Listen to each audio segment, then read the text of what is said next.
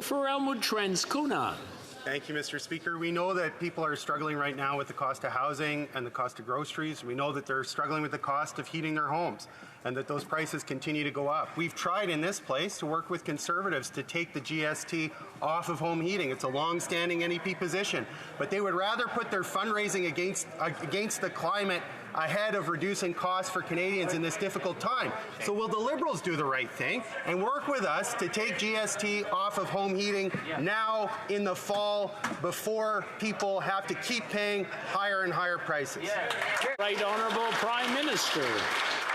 Mr. Speaker, when we brought in a price on pollution that applies in provinces across this country, not all of them, but many of them, we know that we return more money to average families to help with the cost of paying their bills than the price on pollution costs them. That's why we are going to continue to step up with affordability measures for families, whether it is the climate action incentive that lands in their bank accounts 4 times a year, or whether it's the GST credit return that's coming to them in the coming days, or whether it's support for rental and dental. We will continue to be there for Canadians.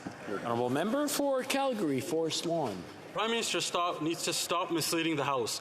The 7 years of inflationary spending have pushed a record number of Canadians from grocery stores to food banks. Now data shows that 88% of Canadians say it is more difficult to buy food to feed their own households. A staggering 54% of Canadians are cutting back on grocery shopping altogether. Canadians can't keep up, and now they are barely hanging on. Will the costly coalition stop their inflationary spending and cancel their plan to triple taxes on groceries?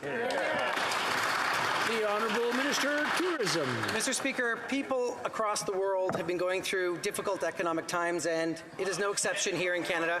Canadians are struggling to make ends meet. The responsible thing to do, Mr. Speaker, is to provide targeted supports to Canadians who need it the most at a time when they need it the most. And that means providing dental supports to 500,000 kids, to make sure that we have a $500 check for rental supports, and to make sure that we're able to double the GST. What's irresponsible, Mr. Speaker, is misleading Canadians, mischaracterizing the source of inflation, telling Canadians they're on their own. That's the Conservative plan. We have the backs of Canadians. The Honourable Member for Calgary, Forest Lawn. What's irresponsible is that they gave wage subsidies to wealthy corporations that were able to pay their own dividends. What's irresponsible was paying $54 million on an Arrive scam app that should have cost $250,000. Now, let's get this straight. Liberals are the arsonists of this inflationary fire. More Canadians today and more newcomers want to leave Canada because they just can't afford it anymore. Canadians can't afford this costly coalition any longer. Will they stop their inflationary spending and stop raising taxes on hardworking Canadians? Yes or no? The Honourable Minister. Mr. Speaker, the Conservatives are experts at revisionist history, and let us go back to 2020 when this government was faced with the worst pandemic in 100 years. This government made historic investments in our communities, in our provinces, in our businesses and Canadians. And what did the former Bank of Canada, Stephen Poloz, say about those investments, Mr. Speaker, after his analysis of that spending? In fact, what the stimulus did was to keep the economy from going into a deep hole in which we would have experienced persistent deflation. The Conservatives don't like it, Mr. Speaker, but those are the facts.